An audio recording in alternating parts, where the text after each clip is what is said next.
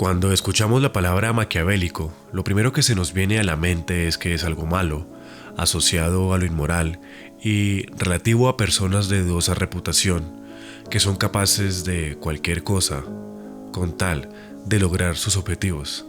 En este video vamos a evaluar un término que se ha establecido de manera poderosa dentro de nuestro imaginario.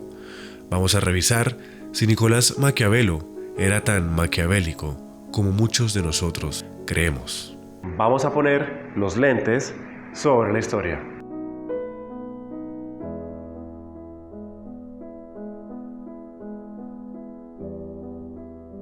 La respuesta fácil a esta pregunta sería: Maquiavelo no era maquiavélico porque el término es un concepto posterior a él. Es la interpretación de su obra hecha posteriormente. Pero no, aquí no hacemos eso. Aquí no hacemos esas cosas. Y vamos a ampliar el panorama. Primero, pongámonos en situación. ¿Quién fue este personaje? Maquiavelo nace en el seno de una familia noble empobrecida de la ciudad de Florencia, lo que actualmente conocemos hoy como Italia. Nace en 1469 y muere en 1527, después de una larga carrera como político, funcionario público y escritor.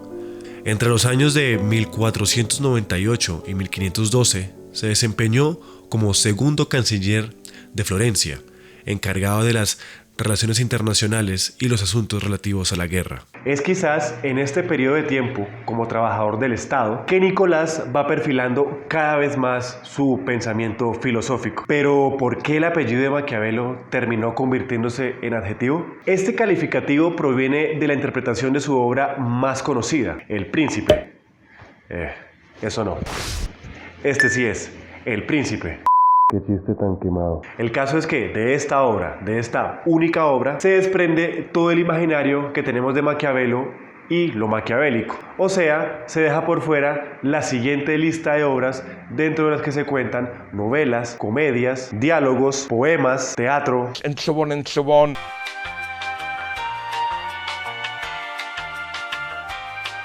Debemos analizar el contexto y la intención por la cual Maquiavelo escribe esta obra. El contexto es particular. En 1512, la familia Medici retoma el poder de Florencia y el diplomático es acusado de estar en contra de ellos. Termina encarcelado por conspiración y un montón de cosas más. Y Nicolò es desterrado a una pequeña finca propiedad de la familia a las afueras de la ciudad. La intención para escribir El Príncipe es clara: tratar de congraciarse con los Medici para volver a estar dentro de la rosca, o por lo menos salir de ese exilio que lo tenía deprimido. Así pues, teniendo en cuenta el contexto y la intención, El Príncipe es escrito en 1513 para Lorenzo II de Medici. No confundirlo con su abuelo, Lorenzo de Medici el Magnífico, quien fuese mecenas de Leonardo da Vinci, Botticelli y Miguel Ángel. A su vez, el tío de Lorenzo II de Medici fue Giovanni de Medici, más conocido por su alias de León X, sí, el Papa. Y podría quedarme aquí porque la historia política de la península italiana es mucho mejor que House of Cards, pero eso implicaría un video mucho más largo, así que avancemos. El texto es un compendio de consejos para gobernar efectivamente en momentos de crisis. Es un manual para el buen gobierno. Con este libro supuestamente nace la sentencia de "el fin justifica los medios", frase falsamente atribuida a Maquiavelo, pero que de alguna forma resume el particular texto. En esta medida no debe verse como un escrito teórico de filosofía política, que es quizás acá donde muchos pecamos y como generalmente se ha interpretado. El Príncipe tiene afirmaciones tales como: es mejor ser temido que amado. Y uno dice: ¿pero qué clase de Corleone estoy leyendo? De ahí que Bertrand Russell haya dicho que el texto es un manual para mafiosos. Maquiavelo tenía claro que lo que estaba escribiendo solo era aplicable en casos de emergencia, cuando se necesitaba concentrar todo el poder en una sola persona que fuese capaz de tomar decisiones urgentes. No lo escribió para repúblicas y es honesto con el lector. Dejaré a un lado el discutir sobre las repúblicas porque ya en otra ocasión lo he hecho extensamente.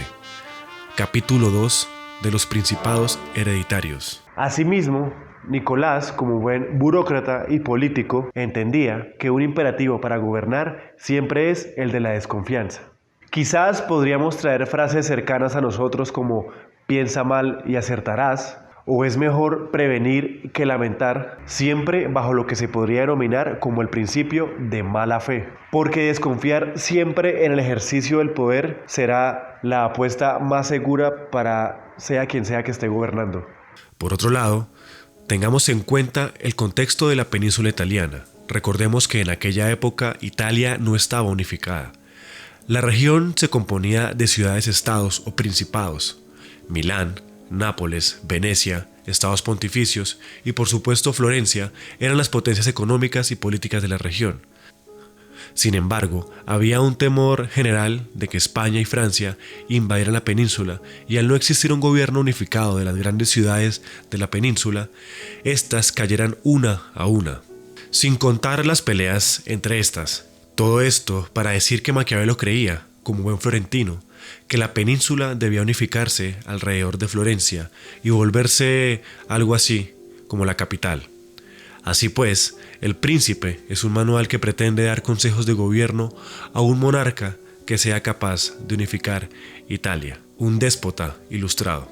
Pero bueno, el objetivo de este video es otro, es mostrar la cara más amable de Nicolás Maquiavelo y no hacer un resumen del Príncipe, porque de eso ya hay miles de videos y textos. Vamos a enfocarnos en el Maquiavelo demócrata y creyente de la República. El deber de un hombre es enseñar a otros el bien que no ha podido poner en práctica por la malignidad de los tiempos o de la fortuna, para que siendo muchos los capaces, alguno de ellos, más amado del cielo, pueda ponerlo en práctica. El florentino fue un hombre principalmente republicano, como ya hemos dicho antes. El Príncipe es una obra que escribe en un momento muy particular de su vida. Sabía cómo debía gobernar porque él mismo había visto a los reyes de la época hacerlo. El Príncipe es un compendio de lo que vio y lo plasmó, pero es en los discursos donde podemos ver en extenso el pensamiento de Nicolás. El libro de los discursos está compuesto por, valga la redundancia, 3 libros. Allí el florentino se dedica a comentar el texto escrito por Tito Livio, el historiador romano, aunque a decir verdad, la mayor parte del tiempo lo usa como excusa para dar sus opiniones sobre las repúblicas y el concepto que tiene sobre ellas.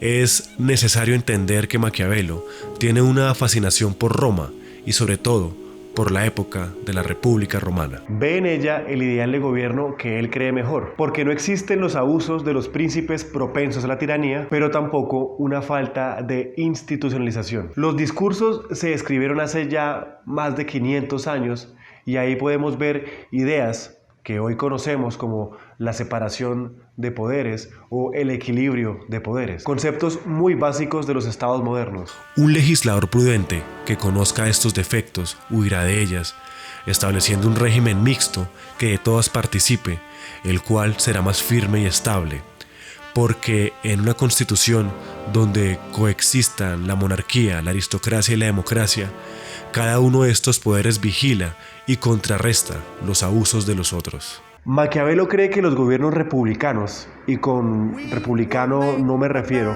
al partido político estadounidense, es la forma más eficiente de gobernar porque genera mucha más estabilidad, tanto para quien o quienes gobiernan como para el pueblo. Asimismo, y por la misma línea, el florentino entiende que unas instituciones fuertes y las vías jurídicas son esenciales para el arte del buen gobierno.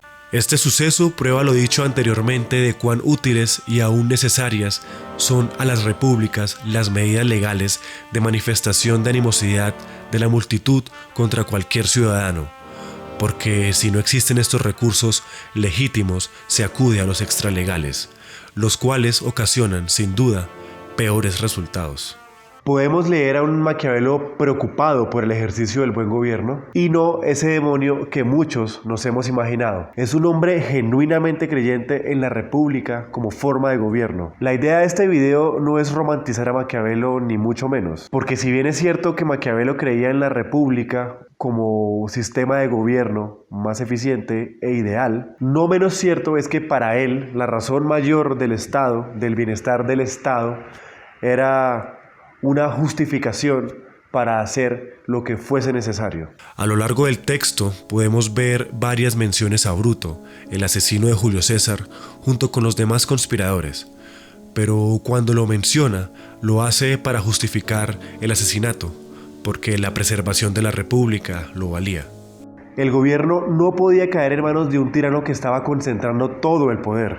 Antes de los días oscuros, antes del imperio. Eso era una perturbación en el equilibrio de la fuerza. Entonces, volvemos a un Maquiavelo tan maquiavélico. Más que eso, tenemos un panorama mucho más amplio de lo que era el florentino. No es un demonio como mucha gente lo quiere pintar, es un político pragmático, hijo de su época. Quizás era un patriota fiel a su amada Florencia, como muchos autores intentan señalar en algunos textos. Estamos en deuda con él porque fue capaz de plasmar lo que vio en sus muchos años dentro del gobierno. El mayor aporte de Maquiavelo, desde mi perspectiva, no es como teórico. Fue el primer cronista y sociólogo que quiso escribir y describir el ejercicio del poder en su época.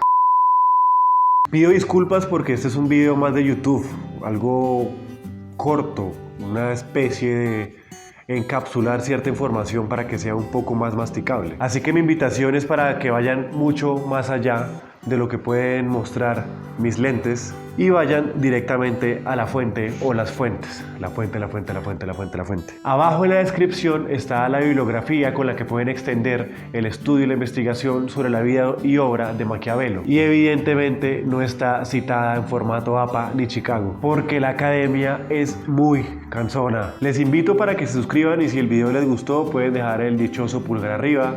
Pueden suscribirse, pueden compartir esto con quien quiera, pueden mandarle el video a la tía que les manda dibujos de Piolín con mensajes muy relevantes sobre la vida. Pueden seguir las redes sociales del canal donde espero estar poniendo información importante, datos de cóctel, cosas que parecen, no sé, relevantes para ustedes y en realidad para mí. Así que nos veremos hasta un próximo video para seguir poniendo los lentes sobre la historia.